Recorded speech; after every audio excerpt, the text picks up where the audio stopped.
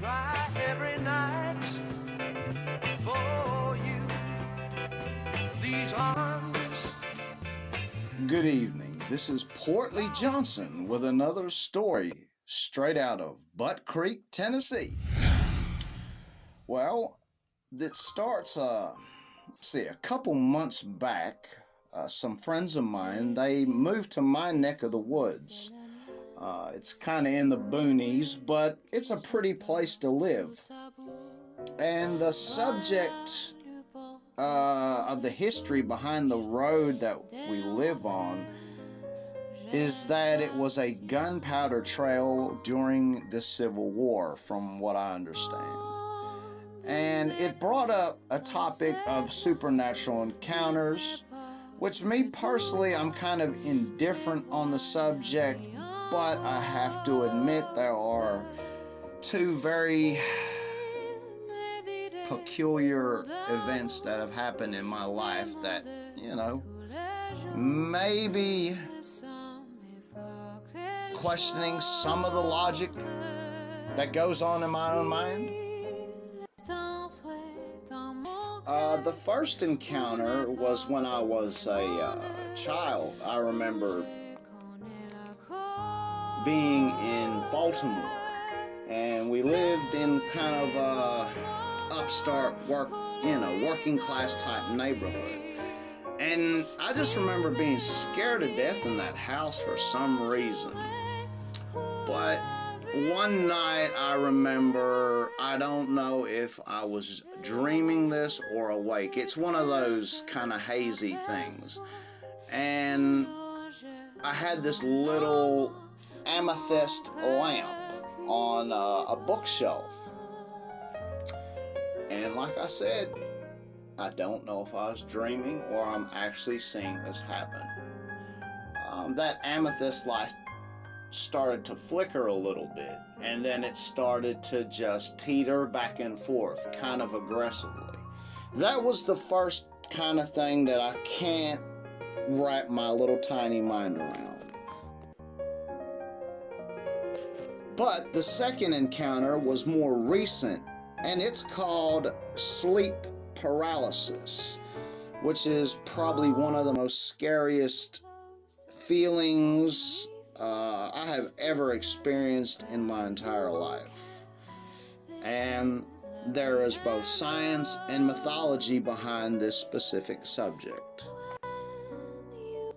And in my little research, apparently this happens pretty common, and all over the world there are accounts and different experiences. Mine was, I was awakened by, an urge to go take a piss.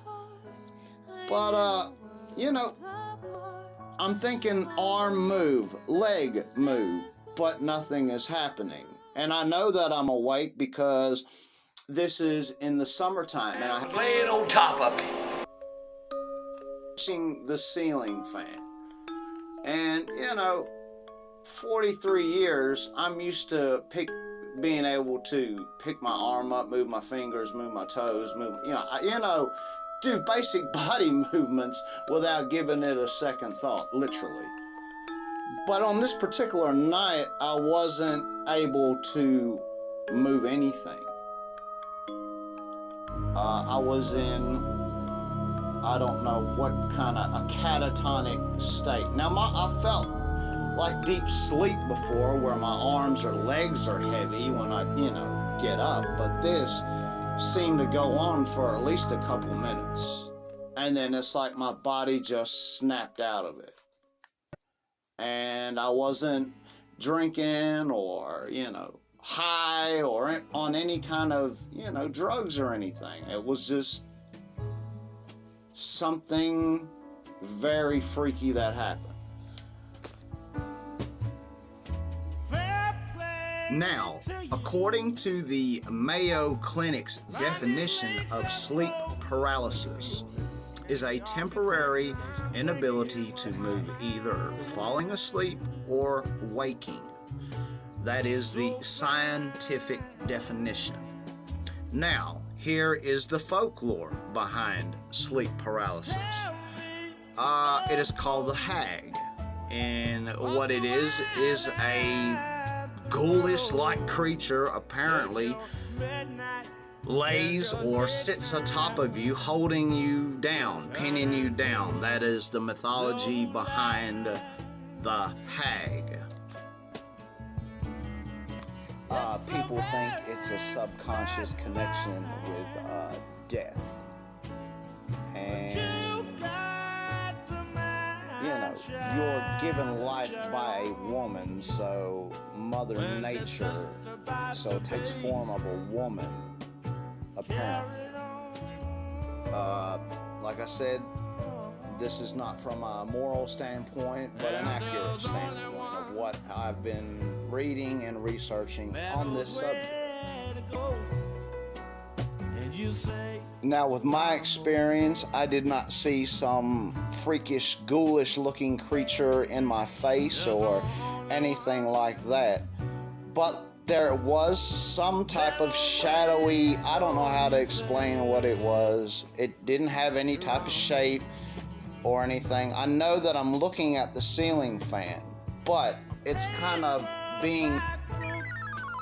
it's like being in a flashlight, being in the dark with a flashlight and the batteries are kind of going out in it.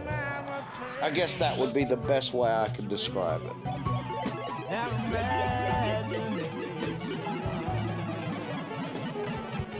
And this experience has got to be in the top 3 scariest things I've ever encountered in my entire life. To this day, it stays in the back of my brain. Like I said, it's just there's certain things you're going to encounter in life that mark you, and this is one of them. So I thought I'd share this little experience and, you know, maybe get a little dialogue going or something. I don't know. From what I understand, it happens quite often. But that was my experience, and I hope I didn't bore you. Thank you, and good evening.